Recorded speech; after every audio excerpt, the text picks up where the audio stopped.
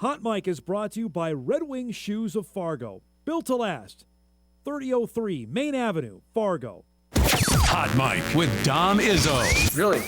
Really, Dom? No. I like what Dom's doing. Okay. Dom Izzo. Jeez, come on, Dom. What do you think I am, a magician? Yeah, I'm fired up, Dom. What else could I say? Absolutely. It was great to get on the field, and then Dom came up to me, and I'm trying to walk away from me. I just wanted to enjoy myself out there. Hot Mic. Great job.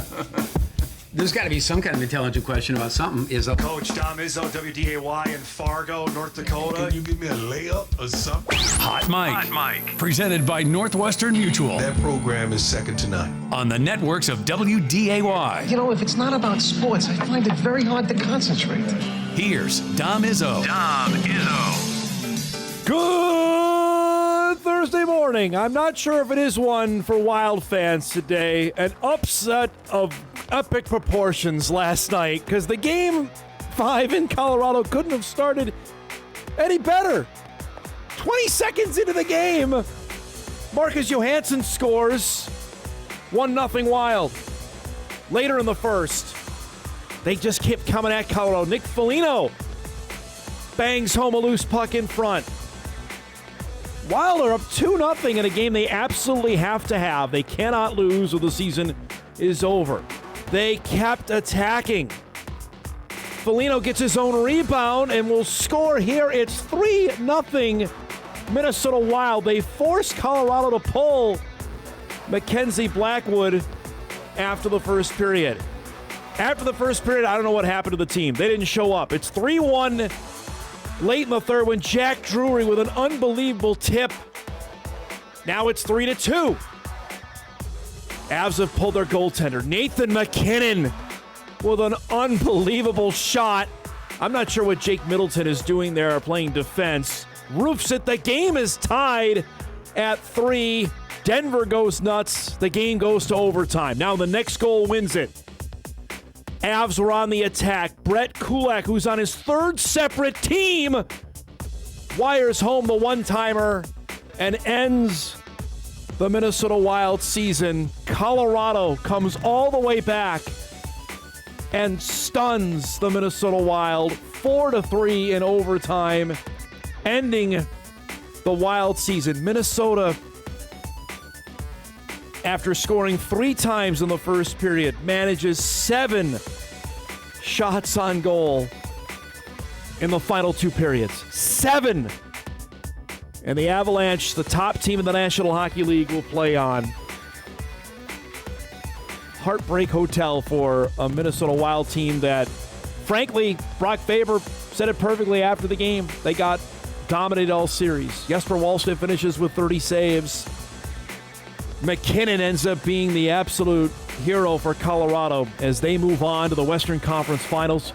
Kenny Albert, who's fantastic at the greatest stat of all, that's the first time that Colorado has clinched at home in a playoff series since 2008. Think about that. They won the Stanley Cup. When they beat Tampa, they won it on the road back in 2022. Afterwards, no answers from a shell-shocked Minnesota Wild team. I mean, I think our guys, competed hard. I mean, this group is a pleasure to coach. You know, you go 9 months together, basically, right? And great competitors, great character.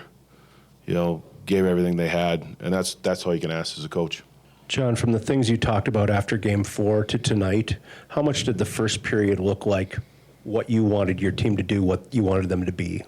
Yeah, it was exactly like we were, like I said, we were ready to play. We took the lessons out of it, and, the guys laid it on the line.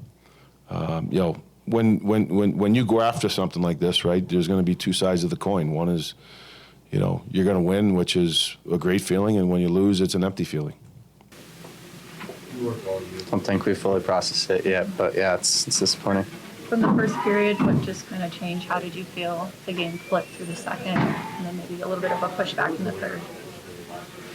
They're a good team too. They're going to make adjustments and push, and they got some guys over there that can do that, and it is what it is. Still a chance of the game, and they found ways to score. And so the Wild season ends. Colorado will play either Anaheim or Vegas. That series could potentially end tonight if Vegas is able to win. Anaheim with a victory could push that to a 7th game. Buffalo and Montreal will play pivotal Game 5 tonight as well, with the winner to get Carolina for the East Championship. As we say, good morning, everybody, and welcome to Hot Mike here on a 14th day of May 2026. I am Dom Izzo, host of said show. Shell-shocked, bewildered, overmatched. There are several different adjectives you could describe. I think you could just see it in the Wild players' faces there with Matt Boldy in that interview post-game. They still didn't know what hit them. What hit them was a Mack truck because they did not advance the puck. It seemed like they were constantly on their heels for the remainder of the game. I wanted to read this quote from Brock Faber, the outstanding Wild defenseman that Michael Russo got, and I was hoping for this to be on camera. I couldn't find it, or else it would be much more impactful hearing him say it than me read it. Faber said, "They deserve to win this series, plain and simple." And yeah, that's just where it gets frustrating, right? Because when we're at our absolute best, I think we can beat this team. Just they were more consistent. I feel like they outplayed us most of the series, which that's just how it is. That's just plain and simple. You can't really hide or dance around the fact they outplayed us. But like I said, that's where the frustration comes in. I feel like when we were at our best, we can beat that team. We just didn't, and they deserved to win. There's no gray area there. You look at how Game 1 played out. The Wild go up 5-4. Colorado comes right back, takes the lead. The Wild eventually got it back to 6-5, and then Wallstead let in 2 bad goals. They end up losing that game. Game 2, they were completely outmatched that entire game. Game 3, they came obviously ready to bear. They blew Colorado off the ice that night. I don't know what happened in Game 4. Game 4, that was, as John Hines said, we made a conscious decision to play that way. Take that for whatever it's worth there. Russo added in his game story last night, which is just fantastic, because he asked the question to Hines there about the season, and Hines completely ducked it there. 7 shots in the final 43 minutes and 52 seconds of that game, sitting back for 40 long, exhausting, aggravating minutes. 2-goal lead with 4 minutes to go. And they, against a team like that, you just can't sit around and just dump the puck out and hopefully that they're gonna you're gonna win the game. That's just not gonna happen here. Russo asked the question about how this happens, right? He said, still, to see this team crumble into smithereens after playing so well in the first 20 minutes is the type of thing that can get a coach fired, even with the built-in excuse of no Joel Eriksson-Ek or Jonas Brodin, who obviously didn't play this entire series. Both are so often hurt, though I don't know if Wild fans can even count on them. And obviously, Hines said what he said there at the start of the press conference. Russo says, you could also ask the team not to blow a 3-goal lead for the first time in Wild playoff history. They made history last night, the worst kind.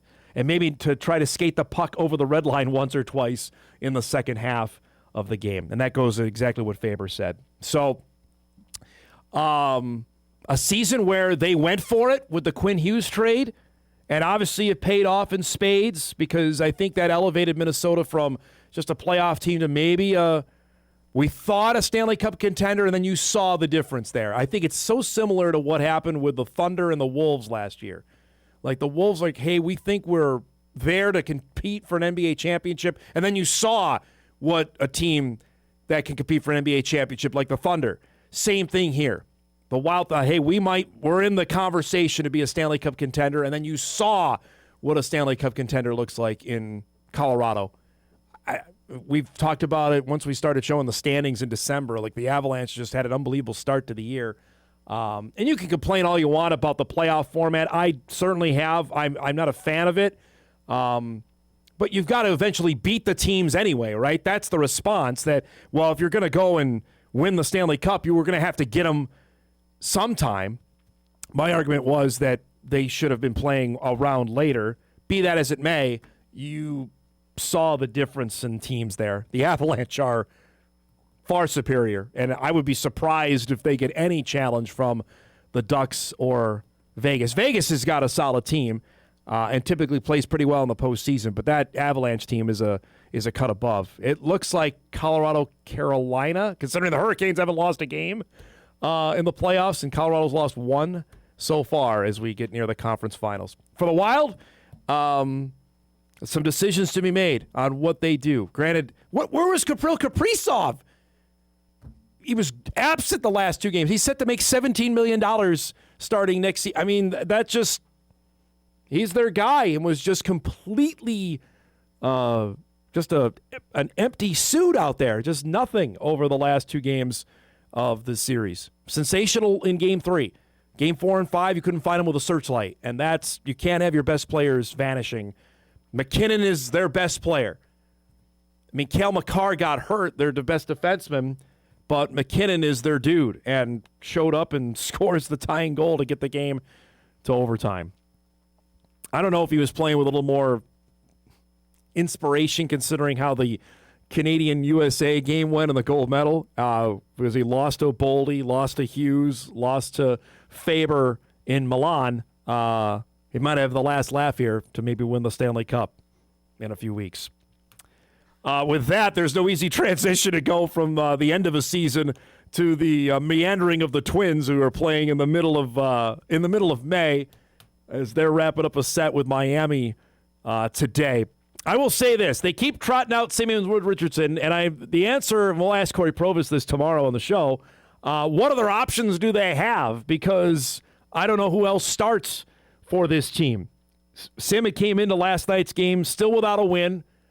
He left the game still without a win because Miami had their hitting shoes on last night. Now, they dinked and dunked it around early in the game in terms of not getting the ball out of the infield.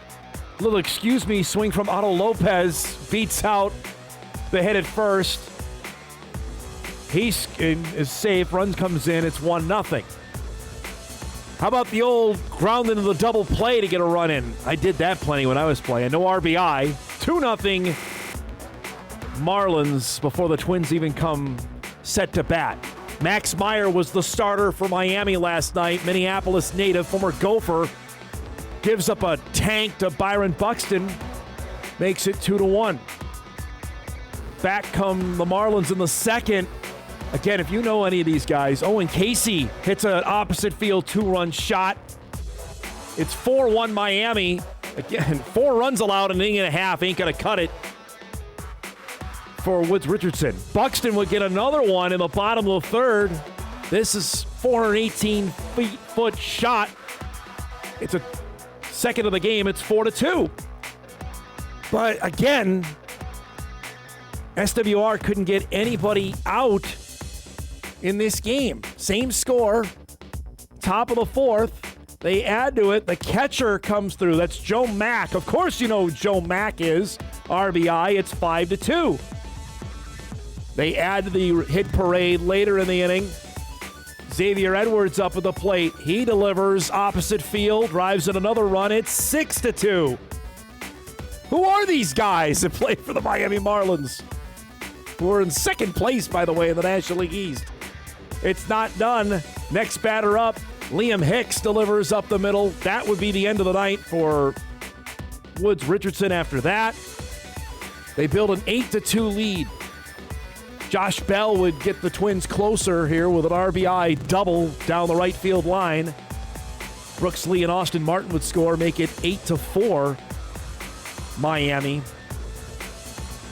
Brooks Lee Cody Clemens would get him a little bit closer here with a home run on the bottom of the 8th. That made it 9-5. It would end up being the final score last night as the Marlins even this series at a game apiece. With the rubber game coming up later today. Stat line for SWR was bad. 3 innings, 7 hits, 8 runs, 6 of them earned, 4 walks.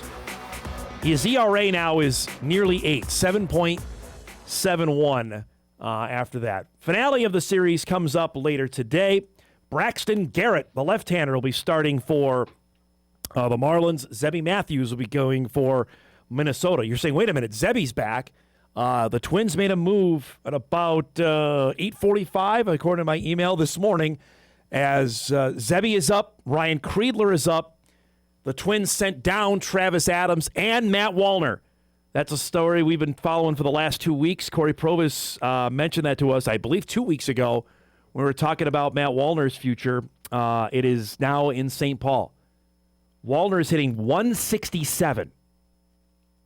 3 doubles, 4 home runs, 10 RBIs, a 551 OPS is horrible. I can't, excuse me, the amount of strikeouts he has is off the charts. Let me look here quick before the amount of, because it's got to be in the 30. He struck out 53 times. He's had 120 at-bats and struck out 53 times. That's Izzo-like from my old Little League days. My word. 167 batting average, so he's down. We thought maybe Emmanuel Rodriguez might be the guy on the way up, but it ends up being Kreidler who takes his spot.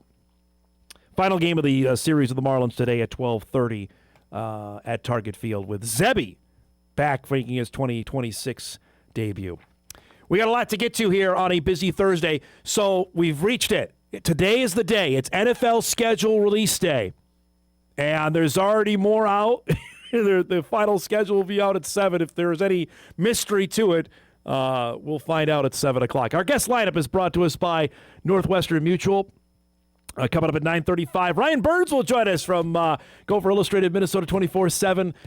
Give us the lowdown on some Gopher recruiting. We were on the air yesterday when Moorhead's Zach Walker announced his commitment to the University of Minnesota. We'll talk about the clean sweep that the Gophers got out of Moorhead High School. 4 players are all going to the University of Minnesota for the class of 2027. PJ's doing some work. We'll chat about that with Ryan coming up at 9:35. At 10 o'clock, Sam Goetzinger will be here in studio. Chat about the Wild collapse last night. He was with the Bison golf team also earlier this week as they get set for the NCAA Regionals. And look ahead to the Summit League Track Championship. Hopefully, he's got his sunblock ready for, I know I don't. I have to go home and do that before we head out there later today. And then at 10:35, Rocky Larson back with us, Mayville State Athletic Director. The Comets are making some history. Mayville State has become the first college in North Dakota to sponsor women's flag football. That is coming to Mayville State in 2027. We'll talk with Rocky about how that came about and what the interest level is at Mayville State. We know Concordia is doing on the Minnesota side of the river. Nobody's done it in North Dakota. Mayville State is hopping in first, and we'll chat with him about that at 10:35. So that is our guest lineup here on a busy Thursday morning. We'll take our first break. We come back. The drips of the schedule are out. We mentioned the Vikings are going to Mexico City. We now know who's playing on Thanksgiving. We know who's playing on Netflix. We'll share that when Hot Mike returns on WDAY Extra, KSFL, KMBN, and Inforum.com after this. Off and rolling here on a Thursday morning edition of Hot Mike. Glad you're joining us, everybody. Ryan Burns to talk some Gopher football recruiting with the Spuds in about 15 minutes worth of time. All right, we're almost through. For you that are not fans of the nonstop of the schedule, I hate to tell you this, but we're going to do it all again in a couple weeks when we get the Bison football schedule, which we'll know 2 weeks from today. We'll know at least a little bit of it. We won't know all 12. We'll know, I would guess, 6 of them. I think we would know half of them. But the other 6 won't know until the actual playing the games. I want to get to that more on that later in the show because I got a couple of funny emails I want to read. We'll set aside some time for that later in the show. Now, today, 7 o'clock, the schedule release will be out, so that's when we'll find out the entire 200-some-odd games for all 32 teams. We know more than a handful already. The international schedule came out yesterday. Each network has been dripping out games since Monday, whether it be Fox, then Disney, NBC, CBS got it going this morning, which we'll tell you about in a second. Netflix, though, is done. Netflix is going to have 5 games this year, folks. If you thought it was a one-off, and we talked about this when they got the Christmas Day deal a couple years ago, they've went from 2 to now 5. Here are the 5 that they have. We know they have the Australia game to start with the Rams and the 49ers. They also are going to have Thanksgiving Eve. We found that out yesterday. Green Bay at the Rams will be on Thanksgiving Eve on November the 25th. That's the first time that the NFL said, hey, we're going to play on a Wednesday, which means you've got to count that those teams are not going to play the preceding Sunday. Man, imagine the Packers and Rams will have a bye and then play maybe the following Sunday after that. They'll have another 10 days off to accommodate for that. So that's the second game. We know they're getting 2 games on Christmas Day.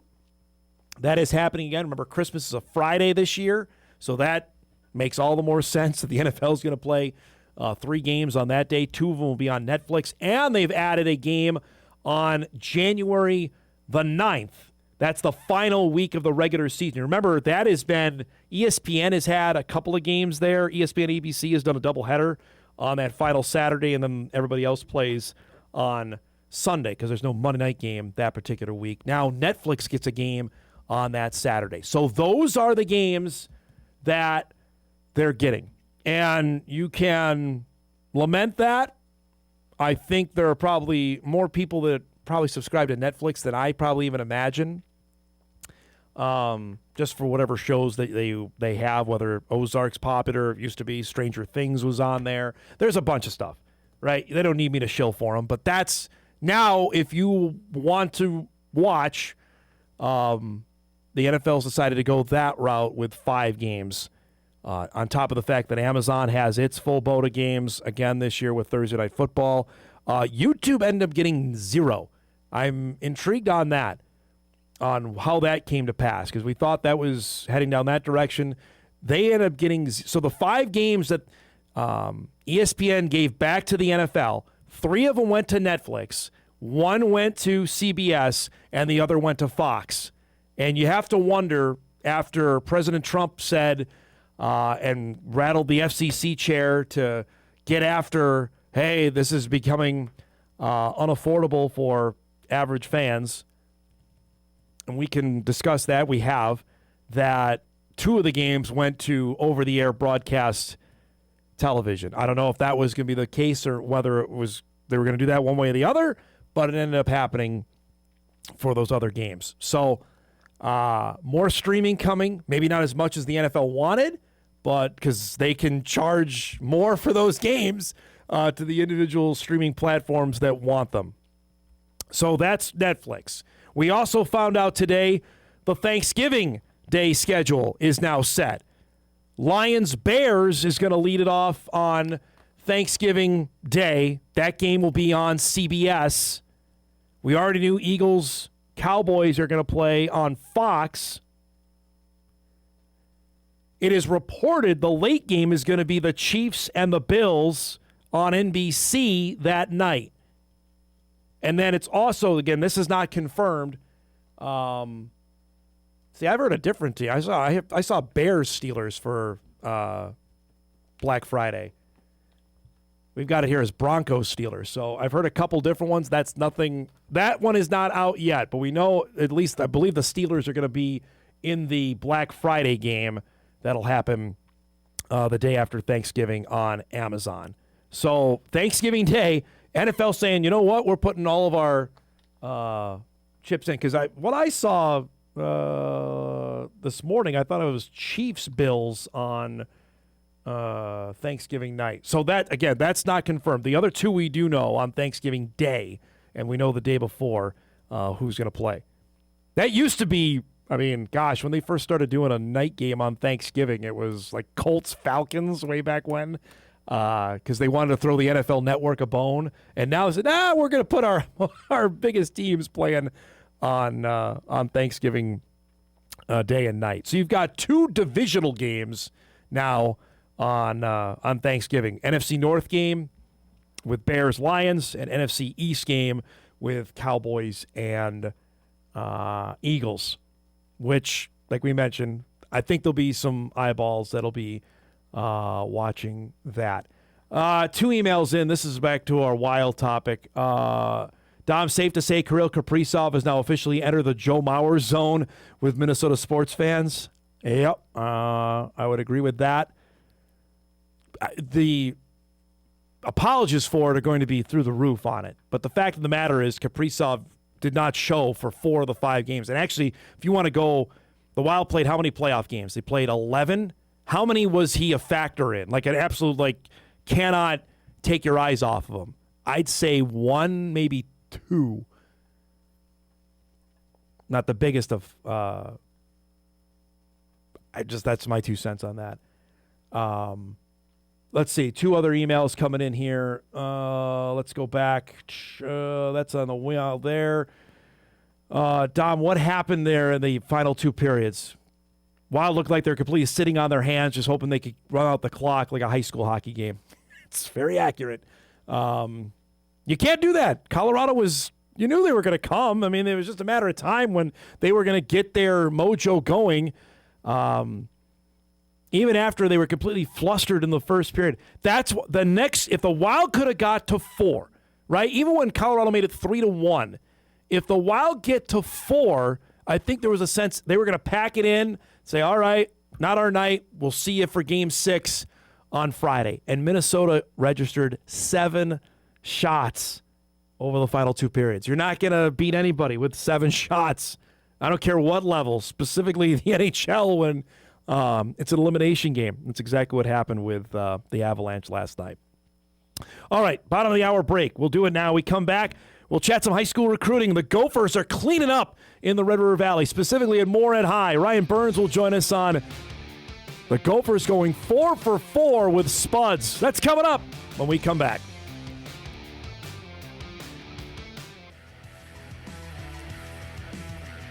Welcome back, everybody. Spuddies brings us back out of commercial break, and rightfully so. It has been a productive spring at Moorhead High School for more ways than one. We knew it was going to be a crazy couple months. It ends up yesterday. Zach Walker, who the outstanding corner/wide receiver, announced his commitment to the University of Minnesota, which means it is a clean sweep for PJ Fleck. He got all 4 of the Moorhead Spud standouts to go to the University of Minnesota for the class of 2027. Our good friend Ryan Burns from Gophers 24/7 joins us always to chat Gopher football and Gopher football recruiting. This is impressive. I think for Bison fans up here, Ryan, they were hoping 1, maybe 2. I was trying to caution them, like, if the University of Minnesota or any of those big schools are in the mix, it's going to be hard for NDSU to get any of them. I didn't expect all 4, though, to be going to the University of Minnesota. Yeah, I don't think I did either. If you would have asked me probably prior to their junior seasons, I would have said maybe 1 or 2. Yeah.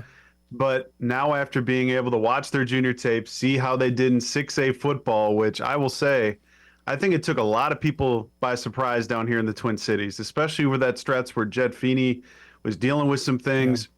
For what they did in 6A football, I think opened a lot of eyes down here. Or even I talked with Moorhead's head coach Kevin Feeney about this. You've now got 4 Big Ten football commitments at your school. Yeah. And then, like, how are you going to change the way that this thing goes in year 2? And he's like, well, the first year we were kind of the hunters. Now we know we're going to be the hunted because we're not going to come up on anybody. So it is fascinating to see, because I've gone back and I've been doing this 16 years, and I can't remember another time where one in-state high school puts 4 kids to the Gophers, and let alone none of them are offensive linemen, defensive linemen, tight ends. We're talking they're skilled position players of a running back, receiver, a corner, and then a quarterback in Jed Feeney. It is such an anomaly, and it is fascinating to be able to cover. So you tweeted this out before you came on. The last time one Minnesota high school sent 4 kids in one class to Power 4 football was in 2008. Cretin had Michael Floyd, who went to Notre Dame. Joe Schaefer went to Wisconsin. Shady Solomon went to Minnesota. And John Nance was a Gopher as well. So it's been 18 years since any Minnesota high school has done this. I just cannot stress to you, and I talked about it with some people down here. I don't know what's in the Red River water. I mean, especially you go across the river to Kindred, or you think about, I even think about a couple of Gophers like Riley Sunrum and Carter Menz down here. We're going to have big roles on this 2026 Gopher team. I think one of the best things that ever happened for PJ Fleck here is that Fargo Moorhead put a ton of resources into trying to develop all these kids, because the nice thing for Minnesota is, again, for kids from Fargo-Moorhead area, going to the University of Minnesota is close enough, but also far enough away from mom and dad. So you look at these kids that can just travel down 94, go away to college. Well, guess what? It's still a very easy drive for mom and dad to come down. Yep. This is kind of like what the Badgers have done to the Gophers, especially on the basketball side of things. Completely. For the last 10, 15 years is those kids from the Twin Cities don't want to go 10, 15 minutes to the University of Minnesota. They want to go 4 hours away to Madison, Wisconsin and get away from mom and dad, but mom and dad can also come watch and play. So it is, just like I said, it is a fascinating situation because you just do not see something like this happen very often. And for it to come from the northwest corner of the state up here. Now, again, I don't want to get people all hot and bothered with me calling it Northwest. As you can see over my shoulder here, I got Lake of the Woods right above my shoulder. I'll be up in Badette here in a couple of weeks, try to get some walleye and sauger, but it is for the Moorhead Spuds. It is just a great situation to have. And I know, especially as you look at that schedule, I think you highlighted it here last week. Edina coming up.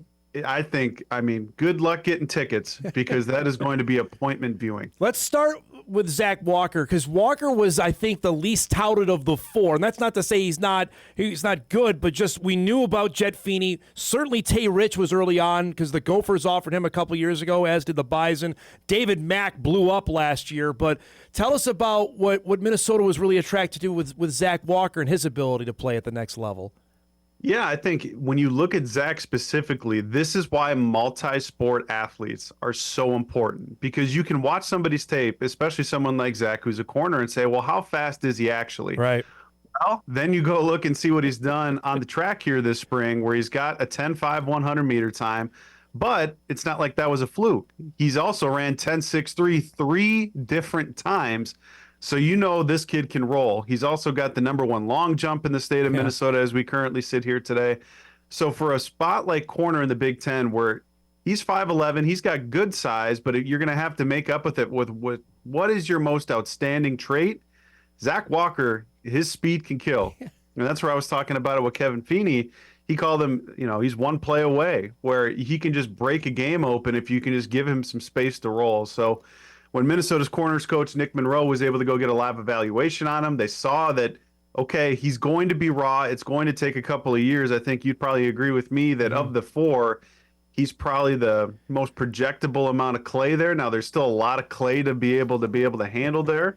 But for Zach, if you run 10.5, 10.6, I mean, that is incredibly, incredibly fast to the point where I wonder if the Gopher track coaches are going to be knocking down the door as Minnesota's got a starting offensive lineman from Tracy, Minnesota, who's also a thrower for the track team. So I think maybe speed dial on line one for Zach as a multi-sport athlete down here. Now, I would tell you the most hardened Bison football fans, Ryan, saw that Minnesota already had a quarterback commit before Jet Feeney. Like, oh, the Gophers already have a kid from California coming in as part of the 27 class. What, from what you know, made them say to pull the trigger to say Jet Feeney can come and take two quarterbacks for this class?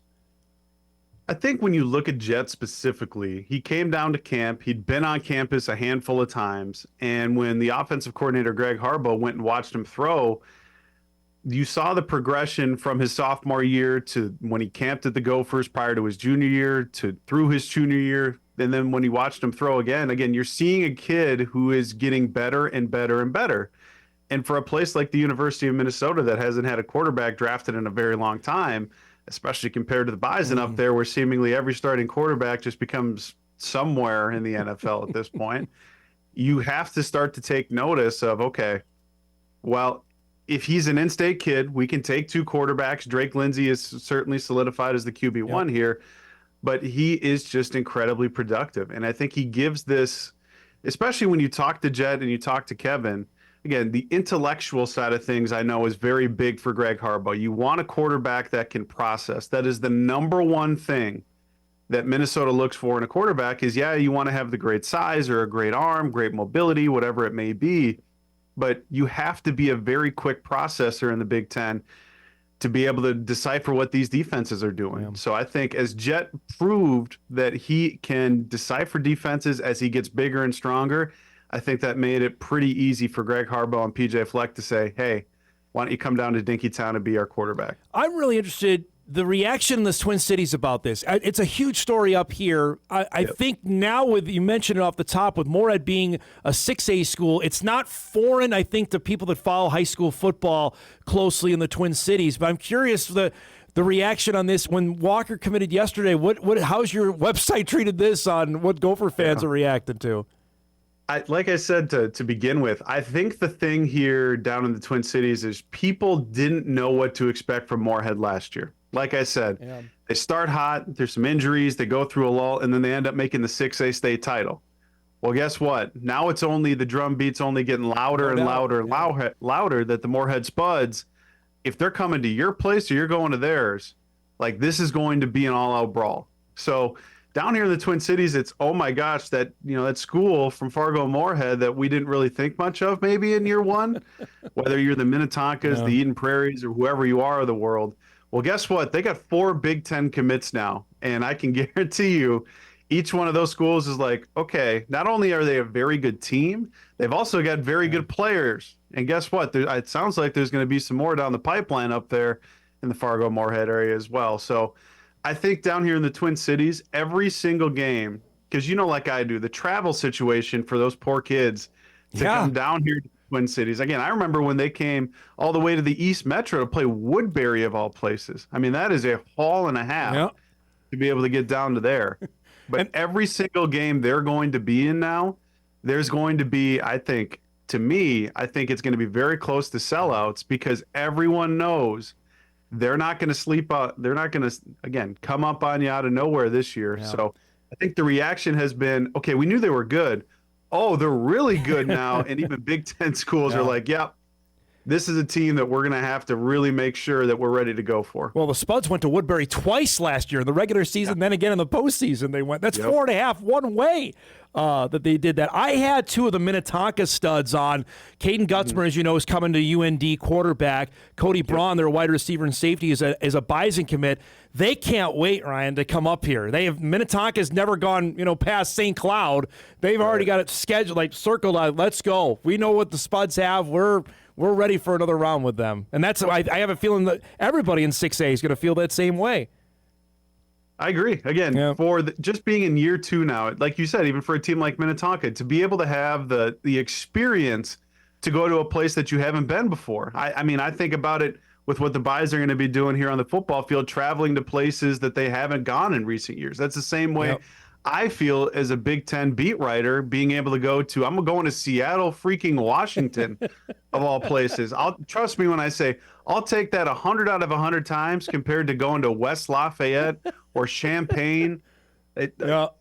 I've been there plenty. So for even the kids like in Minnetonka, like you said, to have the experience to go up to Moorhead, Friday nights, anywhere the Moorhead Spuds are going to be this fall, I guarantee it's going to be a hard ticket to get. I want to ask you about the 2 tight ends that PJ's got. Drake Mickelson out of Lenox, South Dakota, and then obviously Brooks Bacco out of Kindred. What was the rationale in that, also taking 2 tight ends in this class? Yeah, to me, Bacco specifically is a player that, look, I know that Minnesota got Roman Voss out of Jackson, Minnesota, southern part of the state. I mean, Brooks Bacco to me is one of the easiest evaluations you'll ever have for what he does. And I'll continue to say this word, multi-sport athlete, where I talk to a lot of college football coaches, as I'm sure you do.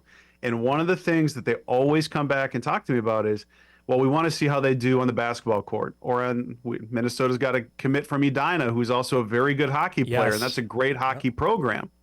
They want to be able to see how you do it in different areas. How does it translate? And for Bacco, again, Gatorade Player of the Year, he is just an incredibly gifted athlete to where 6'5", runs the way he does, attacks the way he does.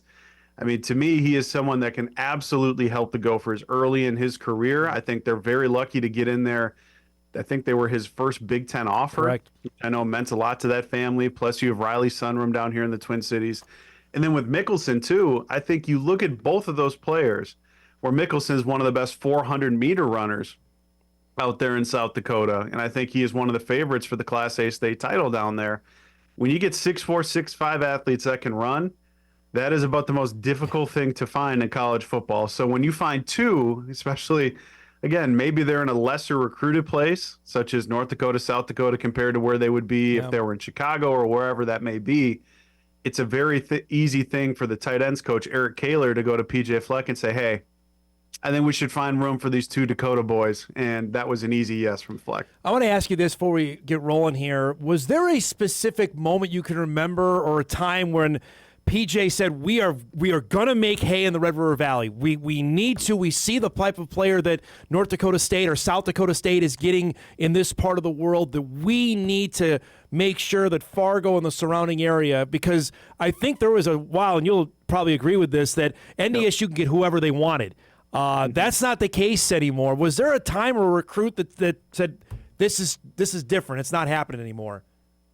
That's an outstanding question. I don't think it's as far out as you think. Again, I think about guys like Carter Menz. I think about guys like Riley Sunrum, where maybe they were the proving ground of, can these kids, we know they can play in the Missouri Valley, and we know that the Bison can turn them into NFL draft picks. We've seen that over and over and over again. Well, now they're starting to make their hay down here in the Twin Cities. So it's like, okay, so we know these kids can play. So let's continue to go up there a little bit more, a little bit more, a little bit more. And that's where now you've ended up with 4 kids from Moorhead. You've got a kid from South Dakota. You got a kid from Kindred. I think there's, again, you look at someone like Starcevich too. Yeah. Drew Kessel. I mean, these kids are all going to be playing Power 4 college football at a high level here very soon. But I also think the thing that people need to remember too is 10, 15 years ago, it was incredibly hard to find tape on these kids. Yeah.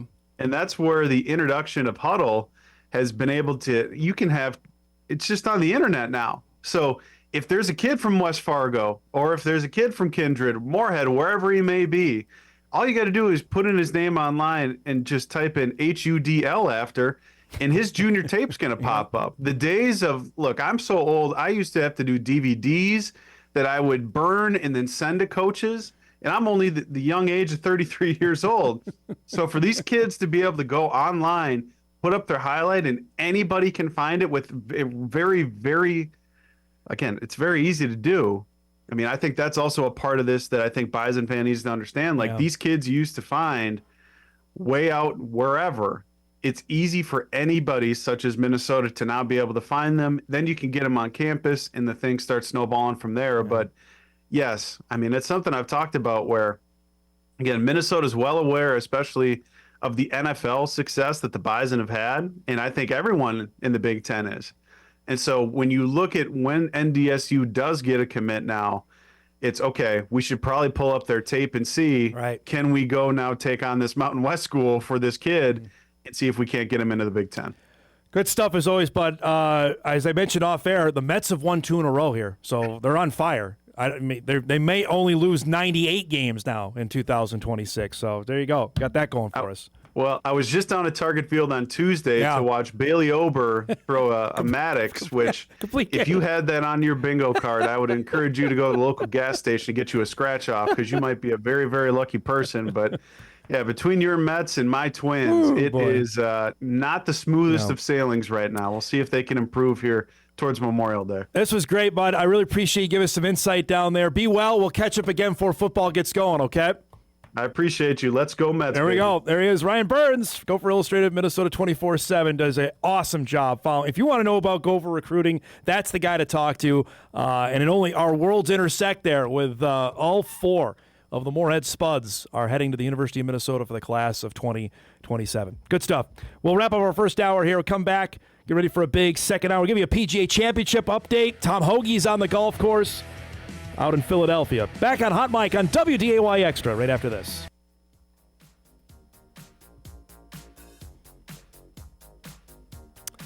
All right. Wrapping up our first hour. Thanks to Ryan Burns. That was good stuff.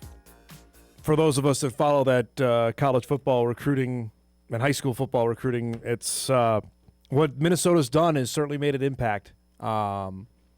For certainly North Dakota State, South Dakota State, that used to be able to just gather those kind of players 10 to 12 years ago. That is not the case. And we highlighted during last fall, Carter Menz was out there making impact plays for the University of Minnesota in several games. If that was the bellwether case, then now it's like, all right, well, who else can we go get? and they certainly think that those guys in Moorhead can be impact players for them down the road. We are in major championship season on the golf circuit. Second major of the year is the PGA Championship. I always have a hard time with this, considering PGA used to be in August, and that would wrap up the summer. That would be the official end of summer. When the PGA was playing, was also at the same time the Pine to Palm was going out in DL. So I would equate those together, because that meant, all right, summer is officially donezo. Now we've got football happening, with college football camps already been going. High school football practice would be started right after the PGA was done. Now they moved it to May. It gets lost in the shot. Like, I don't know if there'll be great ratings for this weekend, knowing we've got NBA and NHL playoffs going on, and heck, the weather is finally nice around here. People will be playing golf. It's at Aronimink in Philadelphia, which Philly's got some of the very best golf courses in the country. This golf course has 145 bunkers with it, so it's going to be a challenge. Our guy Tom Hoagie barely made it into the field. It's been just a rough, I'd say, last 365 days for the Fargo guy. He's had a couple of nice finishes, but more often than not, it's either been miscuts or making it and then not playing well. He finished dead last at the Truist last week, which is a signature event because he finished in the top 50 of the FedEx Cup points. He's into those, but he had fallen so far that he actually was not in the PGA Championship field. He needed a player to withdraw. Jake Knapp did. That got Hoagie in. He teed off just after 7 o'clock this morning. He's through 14 holes. He's playing the back nine first, so he's got 4 holes left in his round. He's 2 over par, tied for 47th right now. A lot of the big names have teed off so far. Brooks Koepka's out there on the golf course. Rory's out there. Scheffler playing. The coverage begins on ESPN proper coming up at 11. But the one good thing I will say about this event of all of the majors, you see every shot. I think ESPN Plus started at 6 a.m. this morning, and they go all the way till the final group is done. That I will applaud. That where it's 2026, if golfer fans want to see every golf shot of a major championship, they should. So that's the one thing they got. Bryson is 3 over through 8 so far. Tough start for him. So we'll see if Tom can. He had a top 10 in the PGA just a handful of years ago when they played at Southern Hills, I want to say. He had a great run there. But just looking for some good vibes on the golf course here for this next couple days. Speaking of good vibes on the golf course, the Bison are hoping they're going to have some when they head to Arizona. We'll break. We come back. Our guy Sam Goetzinger was out with the Bison golf team. We'll get his thoughts on that. What happened in Denver last night, and much more. It was Hot Mike hits hour number 2 on a Thursday morning. We're back after this.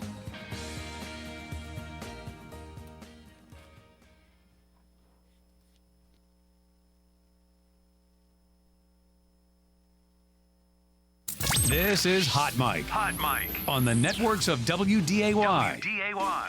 Here's Dom Izzo. Let's take a moment and talk about bunions. The original line read as this: bunions. You may have heard of them. That was my original line. Hey, thank you, Dom. Johnny Cool Guys there with the sunglasses on. That was off the dome to the west of when Illinois. I'm looking on it, like west. I shouldn't say right and left. Is that Missouri? That is Missouri. Yes. That is underneath Missouri. Iowa. Oh, I'm getting good at this. he's coming. So we're going to like the bottom peninsula region. Peninsula. Okay, we're going to come back on the ETSU tailgate and then go to you. How am I going to go from a tailgate to bunions? Okay, good deal. Let's take a moment and talk about bunions. Here he is, joining us each and every Thursday at 10 a.m. Sam Goetzinger joins us. What's going on, my man? How are you? Good morning. I am in a poor mood with the Wild losing, the wind at 85 miles an hour. It has been a rough start to the day, but here we are. We're ready to roll. I'll snap into it. So I turned it off. It was 3-0. I watched something else. And I kept an eye on the Twins, and then my phone buzzed like it's 3-2. 3-0 lead's the scariest lead in hockey now. Apparently, I can't believe it. What's your thoughts on what unfolded last night? After well, obviously, first period was fantastic, great, right? And then I'm not saying the Colorado goalie switch was the sole reason why the wheels fell off for Minnesota, but obviously that helped Colorado. Was the right decision to make. And then that third period with 9 minutes on, when it was 3-1, with 9 minutes left, I remember telling people, if we can't hold on to a 3-1 lead with 9 minutes left, then maybe we don't deserve to win the game. Right. And then from there, it was final 3 minutes, 4 minutes is when they went and so tied it? that's when I picked it up. It was 3-2 right when this goal after this goal, and it felt like Colorado was on the power play the entire Absolutely. time. Just felt like the Wild were in their own zone and couldn't do anything with it. That was the problem. They kept getting extended shifts, long time on the ice, and they mentioned it in between the third period and overtime that the altitude, if you get into a 2-minute shift out there, that's gonna feel like an hour. There. Yes, and there was just so many. Whether they were mental mistakes or just bad decisions down the stretch in the late third period and in overtime that really shot them in the foot. I think the big ones were that one that you mentioned earlier this morning on the game-tying goal where Middleton is like 5 feet away from blocking the shot, even though he gets down for it. And that one hurt. Right at the beginning of overtime when Boldy to McCarron, it was on a silver platter. Yeah, the pass was a little ahead of him, but I mean, you're a professional hockey McCarron player. fell over. Yes, that one stung. Yep. And then on the final sequence in that overtime before the game-winning goal where Kaprizov tried to find Boldy across the zone and thread the needle through 3 guys. Yep. And then that led Instead to the of shooting it. Exactly. Like shoot the puck. Yes. And then that led to the rush the other way. And then they scored. I'm no defensive expert, but when Natchez is going around the net, I don't think Middleton should have just followed him around and leave the whole front side open, and that led to the goal. But what do I know? And that was tough. It wasn't pretty. And how many shots did you say they had? 7. After the first period. And that's been... You're not going to beat anybody with that. Feels like that was the case the whole series, where they would go a period and a half with 4, maybe 5 shots. It was Did you hear the tough. quote that Faber gave to Michael Russo afterwards? I did, but read it again. You can't really hide or dance around the fact they outplayed us. That's where the frustration comes in. I feel like when we are at our best, we can beat that team. We just didn't. I agree with that 100%. I don't think it should have been a 4-1 series. There was just spurts in there where they looked horrible. But you can't have your best player disappear. Kaprizov was outside of Game 3, which is the game they won. Yep. He was great. The other games he was absent. I don't know where he was there. Couldn't agree. Case in point, that instance where he didn't shoot and he tried to go across to a heavily contested Boldy on the other side. It didn't work. I don't know what happened with Kaprizov where all of a sudden it's just not the spark isn't there. I don't know what happened. This doesn't probably have anything to do with the outcome of the series. I wouldn't have benched Wallstedt after Game 1. They went to Gustafsson, and they were totally outplayed in Game 2. Right. That was another instance, much like Game 4.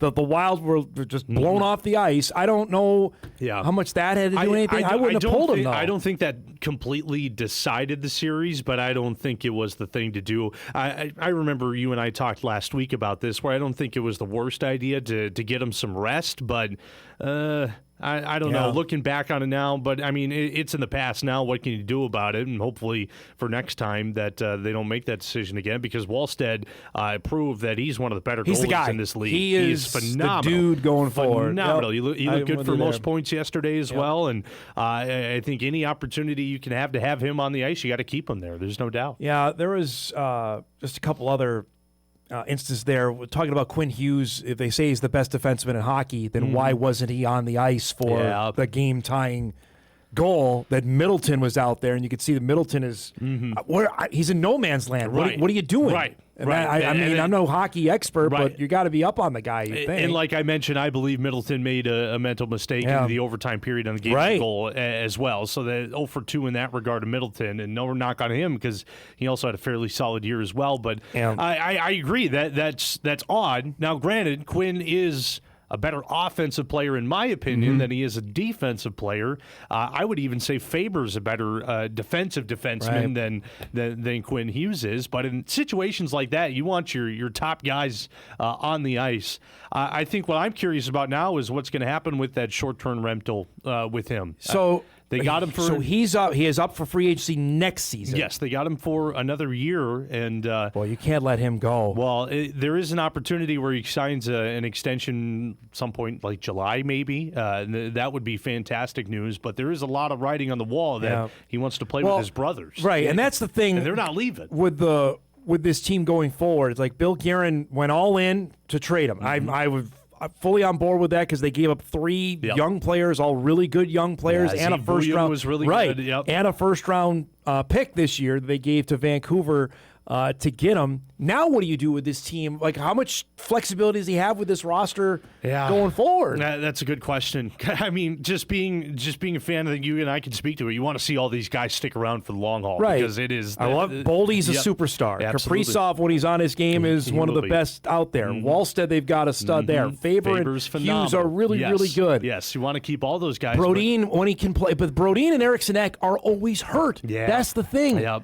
To rely on those two seems folly to me because they're always banged up. I wonder how different this series would have been just with Eriksson Ek back, because the specialty units were not great. Not great. The power play was, 4 for 37? Not good. Penalty kill was really bad. It was just not, Dallas scored every time they had a power play. Right, exactly. Minnesota in this last series couldn't even come close to scoring a goal on the man advantage. I don't know how much that would have changed with Eriksson Ek. I would like to think that some would have changed, but either way, it's just tough. There was just spurts where they didn't look good, and Colorado took advantage, and now they have a cakewalk in the next round. Well, that's a good segue because I want to bring this up. I got sent this tweet earlier today. NHL Western Conference standings. Avalanche finished first, 121 points. The Stars finished second, 112 points. The Wild finished third, 104 points. In the first round, the 2 seed was eliminated by the 3 seed. The Wild beat the Stars. In the second round, the 3 seed was eliminated by the 1 seed.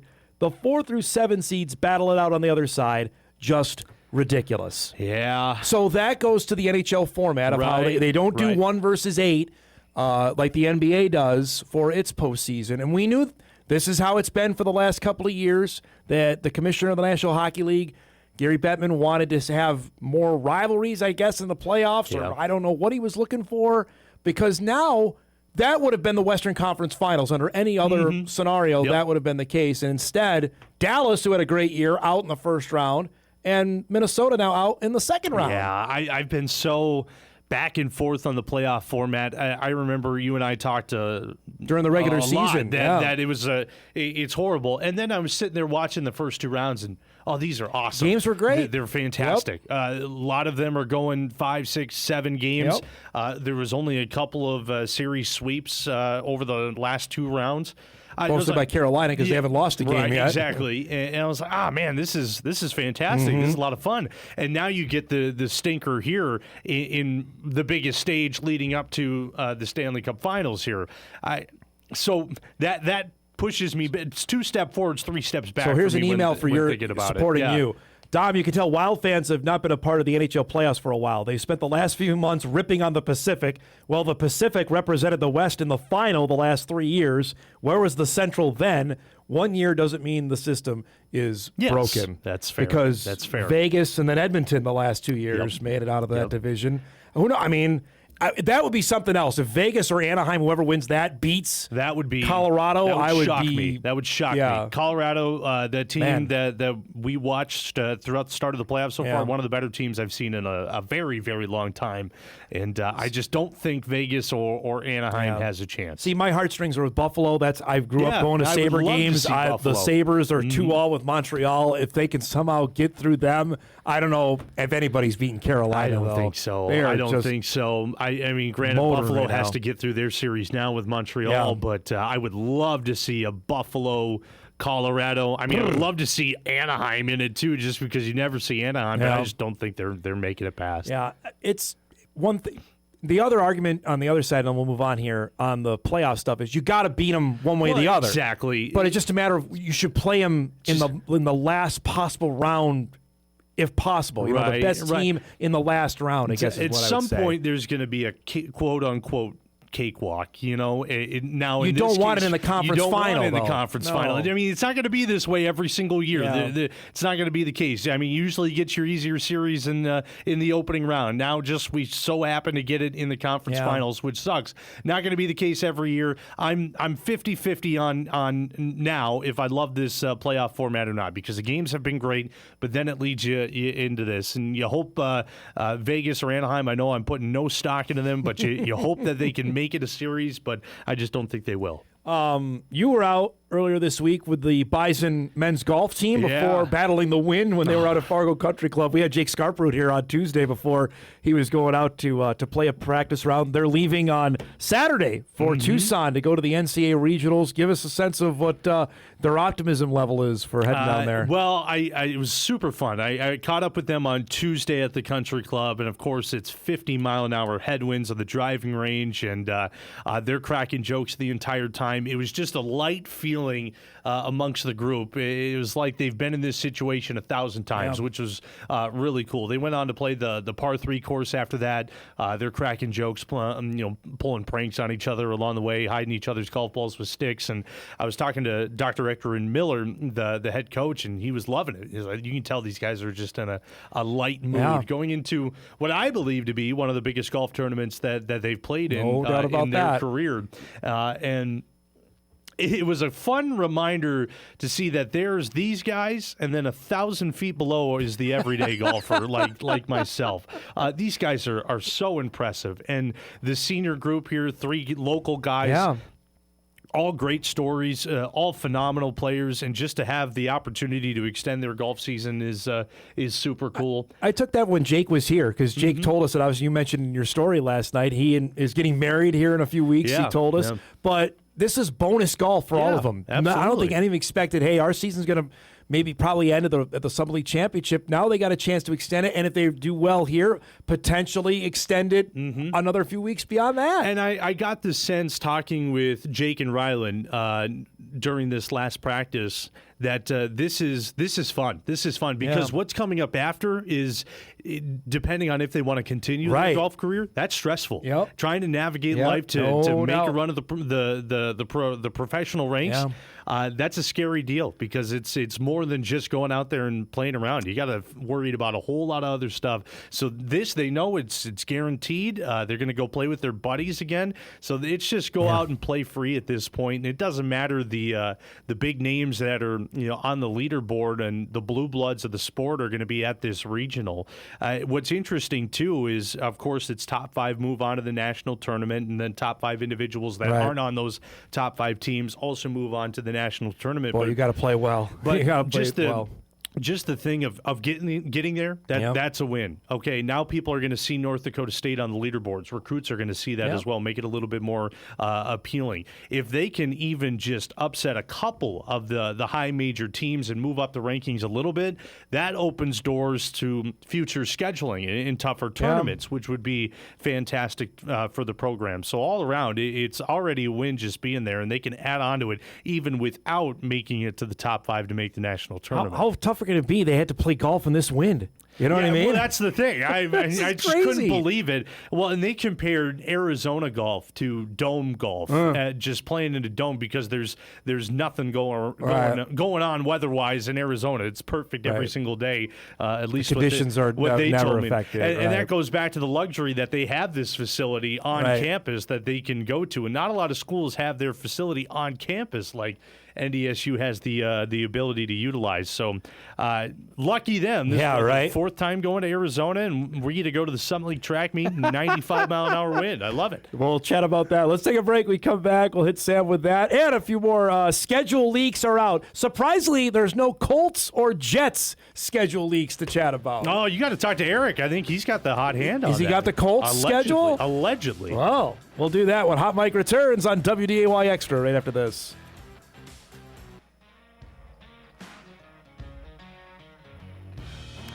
Welcome back, everybody. Rocky Larson from Mayville State joined us about 15 minutes back with Sam Goetzinger here in studio. We're heading up later today up to the north side for the Summit League Track Championships are back in Fargo. Yeah. Gets underway 1 o'clock today with the multi-events. That's the heptathlon, the decathlon. I don't know if I want to go down that. If you know all the events. No, didn't we do that last year? For the decathlon to get you ready for state track.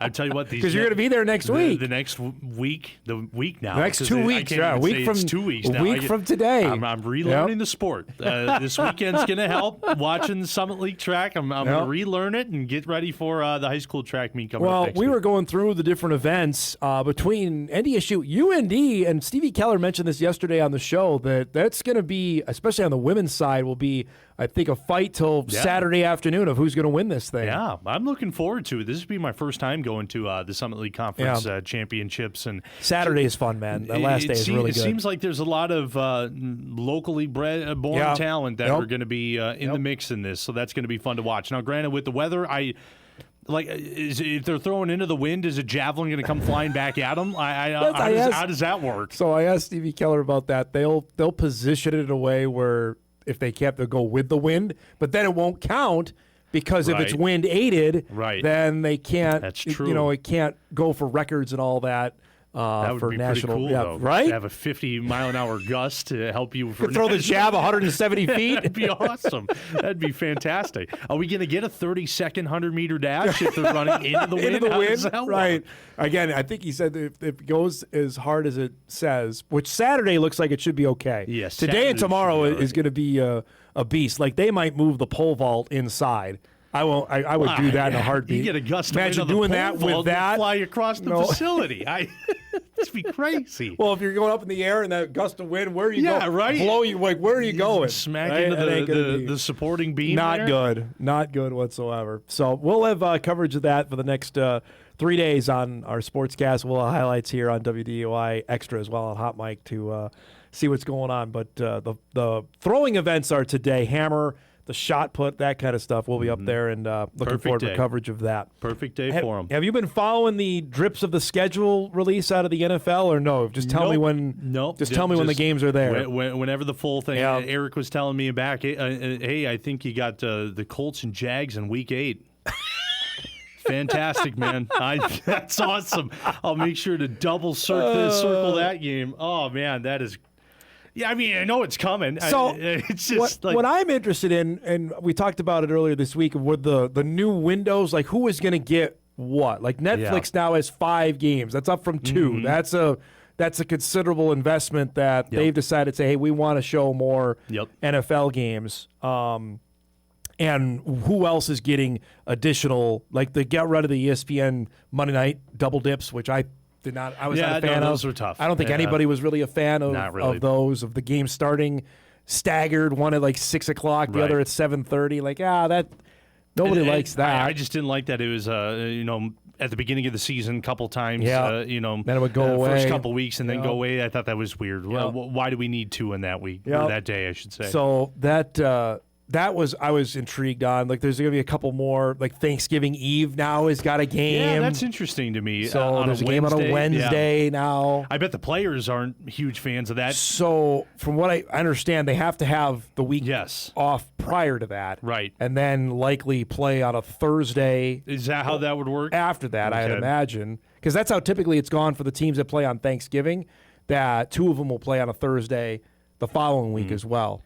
I just feel like at some point down the line, whether it's the week after Thanksgiving or the week after that one, where they're going to get caught up in they're not going to be too happy with how that schedule shaped up. Am I wrong on that? No, I'd imagine you're probably right on that. I got one email I'm going to save for later in the show. It's really good on views on TV programming. This goes to the Bison part of this. Dom, thanks for beginning to explain it early on how TV will work this season. It'll be a big adjustment indeed for many fans, especially those they're a little bit older. I suggest that people check out Hulu Live TV. It's not cable, but it's a cable-like experience that I can run from my remote on my couch without a bunch of changing of apps, etc. And I'll read more of it later. I think that's important because, like for me, I have an older TV. I have to switch the input to go to either Apple TV or Amazon or Netflix. Mm-hmm. It's not just, hey, I'm putting on Channel 6 and I can watch the Bison game, or if I put on ESPN, I think the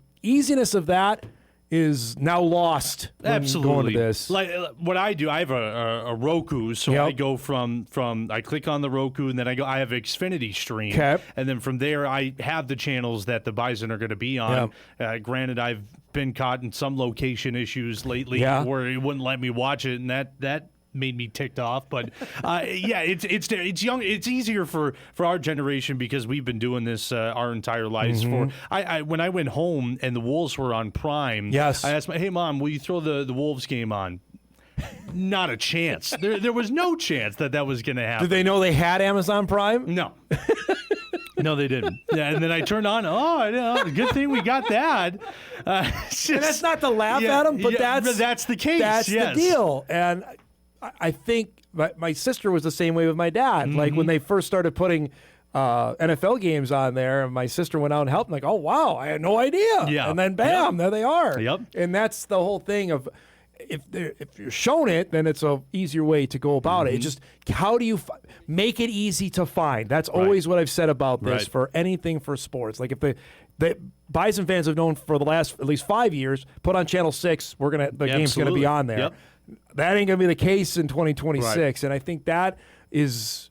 It'll be incumbent on us, I think, to inform them, but I also think it's on the school as well to say, hey, it's going to be different, and it's going to look, and you may not find out till 2 weeks before what time and what channel they're playing on. And I still think no matter how much information can be pumped out there, there's still going to be right on that. There's still going to be that group of people that are calling whoever, whether it's us or whoever. Well, you can rephrase. They're going to call me. They're going to text me. They're going to email me. That's how it works. There's plenty of times before I got into this position in sports where I was working news on Saturdays, and even when the game was on our channel, I had to help people get to our channel. It was tough, and there's still going to be that group.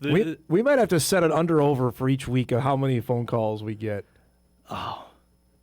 I think we should do that. We should have that every week. I think it's going to be higher than what it used to be. Week one, I would put it under-over at 100. Yes. And I'd hammer the over on that. I think on a weekly basis, probably 20.5. Is that low? For the whole week?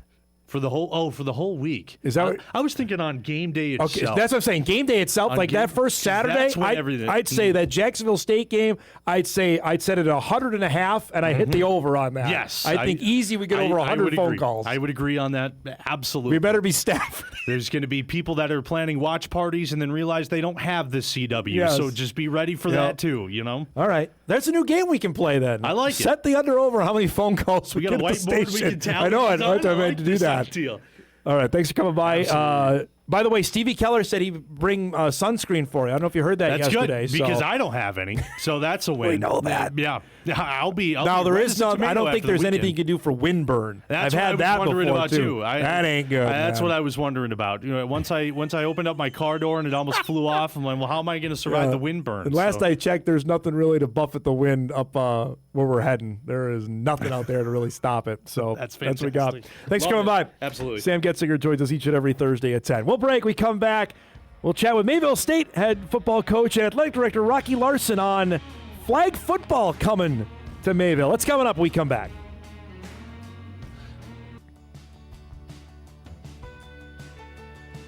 Welcome back, everybody. Final half hour here on a busy Thursday. We talked plenty on new sports being added around the area here over the last couple of years. Mayville State has decided to jump into the pond on that. For the first time in North Dakota, there'll be a college that will sponsor women's flag football. Mayville State will start doing that in 2027. Great to have Rocky Larson with us, athletic director, head football coach of the Comets, to give us the lowdown on this. It's great to see you. Tell us about this idea and when this came to fruition. Year ago, Dom, it wasn't even on our radar. Yeah. And how quick the flag football scene has jumped to get us to where we are today, where we have a program, we're offering scholarships, we have a coach in place. I would say it really caught steam right around the Christmas time, where we wanted to continue to grow. And women's wrestling's been a big deal, lacrosse has been a big deal, soccer, there's a lot of things, but we got in touch with the Arthur Blank Foundation, had a long talk with them about flag football, and they've made an unbelievable commitment to the state of Minnesota, and I believe starting possibly here in Fargo and getting leagues caught up. But you already have the turf. You already have all the stuff. You have the weight room. You have the facilities. It became a really natural fit to be able to add 30 women to our college program already, and we had a coach on our football staff who knows quite a bit about flag football, and it was a natural fit. So I'll tell you, we're really excited to get this off the ground. I know Coach Salmon's been out recruiting, getting offers out there, but I think this is and Dom, you've been around long enough. There's fads that come up, and this is the next big sport. This is the next big sport. I think flag football is here to stay. When you put the NFL money behind it, when you have all the momentum heading towards the Olympics in 2028, this isn't a fad that's going to pop up for a year or two and disappear. I think women's flag football is here for the long haul. To have, especially now the Olympics is going to be an Olympic sport in 2028, so obviously it's got the support there for that it's going to be on the biggest of stages possible in a couple of years. When you started maybe filtering the idea out, what was the response from even just the student athletes to say this is potentially something we may look at? Yeah, and I think the thought from the faculty and staff was even greater than the student athletes that, you've always had football that in Title IX, you could never combat that big a roster. And when women's flagging, you can put 25, 30, 35 kids on a team, and the NAI sponsors this as a national championship sport. I'll tell you, the student athletes, the positivity of getting this off the ground and running has been unbelievable. We've had people stopping by, hi, how can we help? What do we need to do? Coach Salmon's been down watching in the Fargo League. That just picked up. He was out of state recruiting, and I want to say there's over 30 states that have it as a high school sport, and one in our backyard here in Minnesota that has grown tremendously. And our quarterback, Matt Donovan, his dad, Terry Donovan's a flag football coach down in La Crescent, Minnesota. One of my college roommates is a flag football coach. So naturally, you have a lot of connections to start really opening some doors. You didn't realize how big the game is until you leave Mayville, North Dakota, and you go down to Minneapolis, St. Paul area, and there's these huge leagues, and it's really cool to see the women's side get to experience in a different way one of the greatest sport on the planet, and the understanding. And I'll tell you right now, there's some really dang good women's flag football players, and there's some quarterbacks that I might take on our roster. You mentioned Tim Salmon as the coach. There's a guy he played for you. Was this something he approached you? You went to him. How did that come about to hire him as head coach? Yeah, no.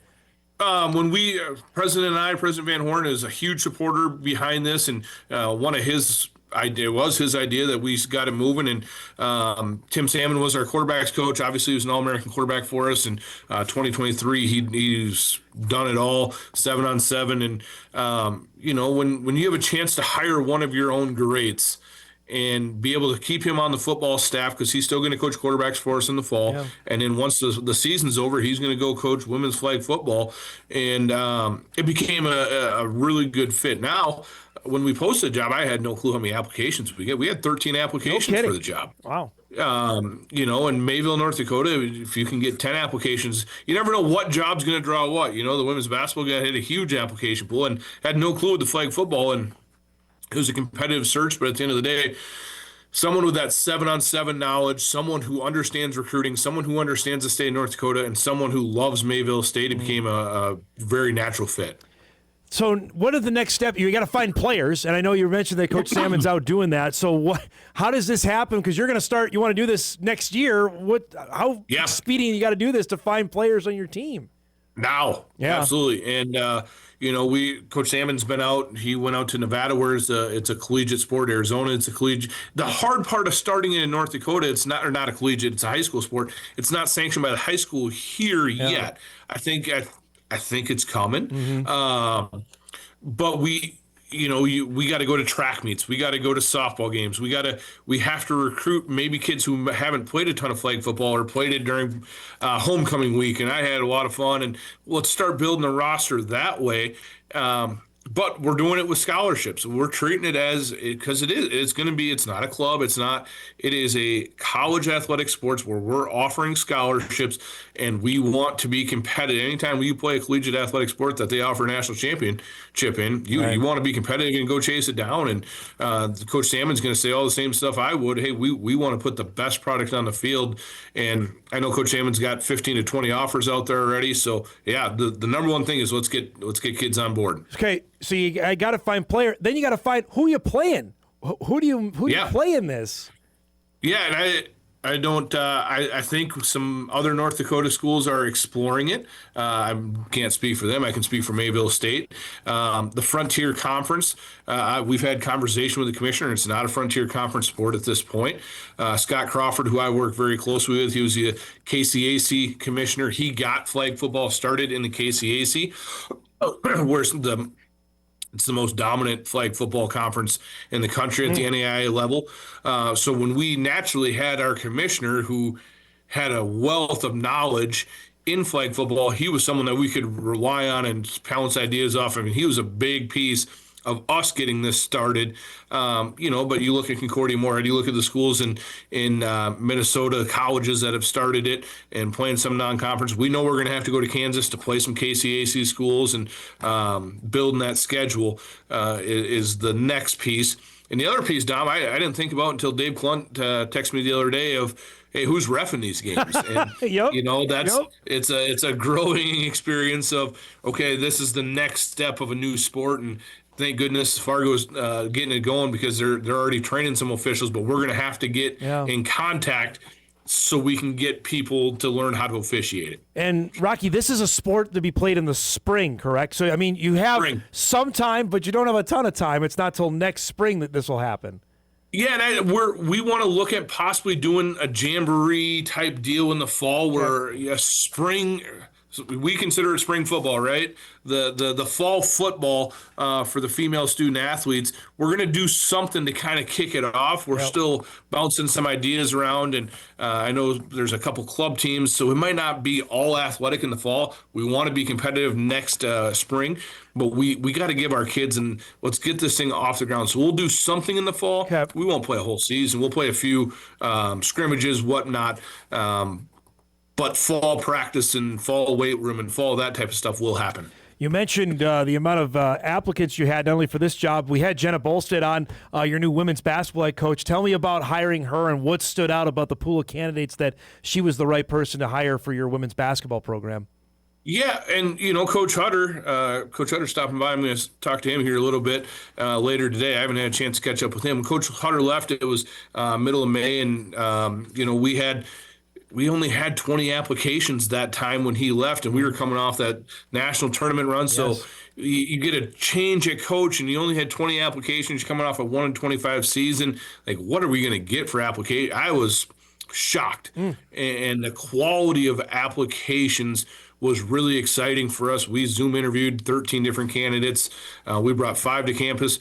And honestly, Jenna has been an absolute rock star in our athletic department. She wants to be out in the community in small town North Dakota, being a face in the community, showing up at the golf course, buying your groceries in town. Like, that stuff matters so much around here, and she gets it. She's from small town Montana, and she is going to work those kids. And we've signed a couple pretty good local kids here in the last week that will come out that we're really excited about to get the women's basketball program back in the direction when Coach Hutter left, and continue to go on it. All right, for you here, I know this is a little bit of downtime before it gets going. Describe how spring ball went and ready for 2026 and your second year in the Frontier Conference for you. Dom, it was a terrible spring weather-wise. It was cold, snow, that way, and we don't have the luxury of having an indoor yet, and that's after our baseball team didn't play a single game at home. That's awful. So we got 8 spring ball practices in. We return 18 starters. So if there's a year that you can maybe You never want to say miss a spring ball or two, but you can. It's not the end of the world. We got kids sticking around this summer. There's no such thing as downtime anymore. In college coaching, there used to be after graduation. You used to take 3 weeks and kind of reset before the summer. Those days are over. Having our third child here in June, so there's no such thing as downtime. And I actually gave our guys a half day off, the morning off this morning, and I felt guilty doing that because there's all this. We go to Arizona this year in the Frontier Conference. We go to Oklahoma. I saw.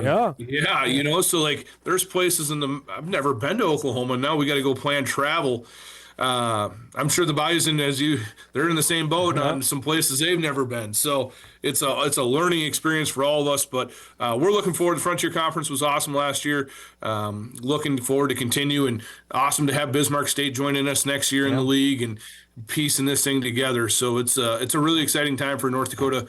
College football and high school football is continuing to get better. I mean, with the big names coming out of the state, North Dakota football in general right now is in a really good place. It's great to catch up, bud. Congrats on this. We'll visit again once we get some players, and we'll get Coach Salmon on as well to talk about flag football coming to Mayville. Good to see you, bud. Thanks for the time. Hey, good to see you. Awesome. Have a good weekend. There he is, Rocky Larson joining us. Mayville State Athletic Director, head football coach. Is Mayville State making some history. They are the first school in North Dakota to sponsor women's flag football, coming to Mayville in the spring of 2027. It's coming, folks. We know it's an Olympic sport. It's only getting bigger. We know it's sanctioned here in town. Hopefully, without the not too distant future, it becomes a sanctioned high school sport, because that I can see being very popular around here.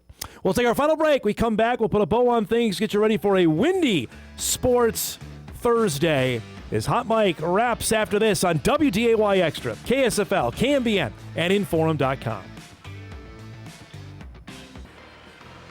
All right, wrapping things up here on a busy Thursday. Tomorrow, Corey Provis will join us to wrap the week as the Twins get set for the Brewers coming to Target Field. We'll preview that and much more on the show tomorrow. I will save this email I got last night when I was at Jackman's T-ball game, and I wanted to read it because I thought this is emblematic, I think, of where we're at with people trying to watch live sports these days. Dom, first let me say I really enjoy Hot Mike. I try to watch it every day.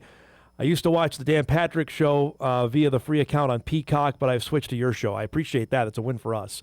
The purpose of this email is to give you my perspective on the direction that sports TV programming is going.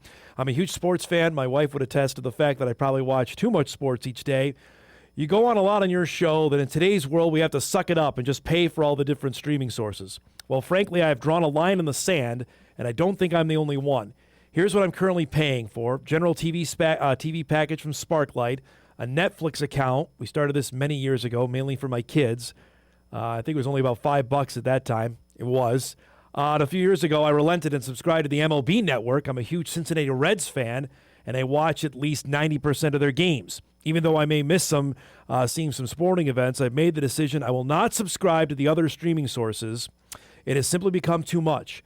Even though I love to watch Bison football on TV and even the Vikings, I've decided that I can either go to a local bar that is carrying the game, or I'm glad to just listen to the game on the radio. Actually, radio broadcasts are usually pretty great to listen to, or online free streams, or at least give updates.